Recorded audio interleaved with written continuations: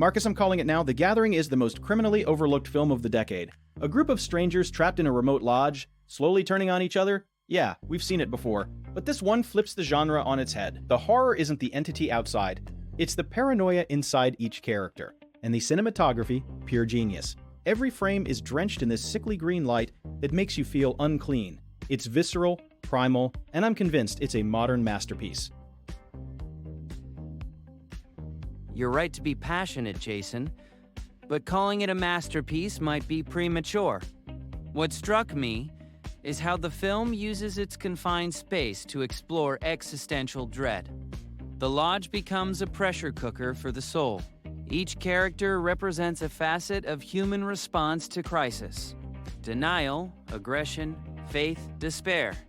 The entity isn't even real, is it? It's a projection of their collective guilt. The director forces us to question, when civilization strips away, what remains? That's the philosophical core that elevates it beyond typical horror. Exactly. That green hue isn't just aesthetic. It's a character. It seeps into their skin, makes them look corpse-like before they even die. And the sound design, that low-frequency hum that buzzes in your skull. I felt it in my teeth. But let's talk about the turning point. When the group discovers the tapes. Those tapes are the film's Rosetta Stone. They reveal that the entity feeds on memory, on the past. Every character's buried trauma becomes a weapon against them. The editing in that sequence is a masterclass in building dread. Quick cuts, distorted audio, faces morphing into nightmares. The tapes are a brilliant narrative device. They externalize internal conflict. But I'd argue the film's true brilliance lies in its ambiguity. Is the entity real or a mass hallucination? The director never answers, and that's the point. It mirrors the uncertainty of trauma itself. We never fully know our own demons. The scene where the protagonist confronts her childhood home in the holographic projection. That's not horror, that's poetry. It's about reconciling with a past that won't stay buried.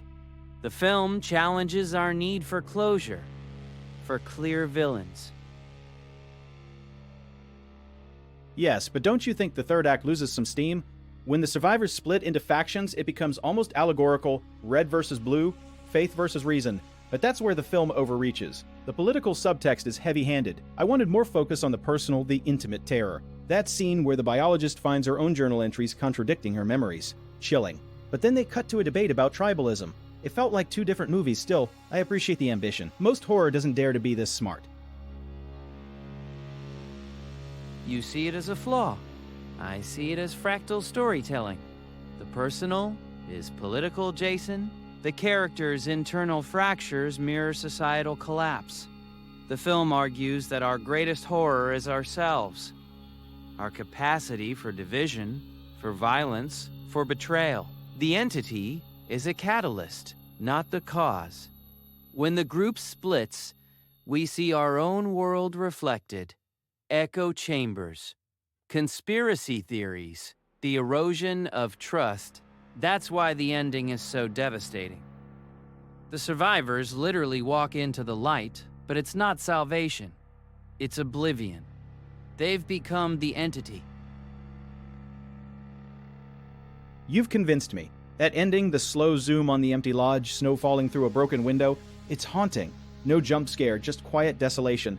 And then the credits roll over, a single long take of the forest reclaiming the building. It's a masterstroke. I think that's why this film will endure. It doesn't hand you answers. It leaves you with a question. What would you do when the walls close in? Years from now, people will rediscover this as a cult classic. Mark my words.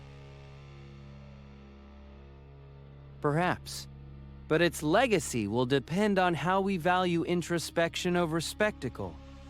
The Gathering demands patience, a willingness to sit with discomfort. In a world of constant distraction, that's a radical act. The film is a mirror, and most people don't want to see their own reflection. But for those who do, it offers a catharsis that's rare. It's not about escaping fear, it's about understanding it. And that, my friend, is timeless. This film will find its audience, one broken soul at a time. Alright, true believers, if you made it this far, you know what to do. Smash that like button, subscribe for more deep dives, and comment below. What's your most underrated horror film? I want to see your picks. And share this with someone who needs their mind blown. We're just getting started, and trust me, the next video on The Lighthouse and toxic masculinity will be fire. Stay spooky, folks.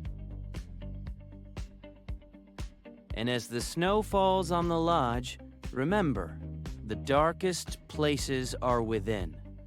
But understanding them is the first step to light. Thank you for listening to two old friends argue about art. Keep questioning, keep watching, and never stop seeking the truth in the shadows. Until next time, be well.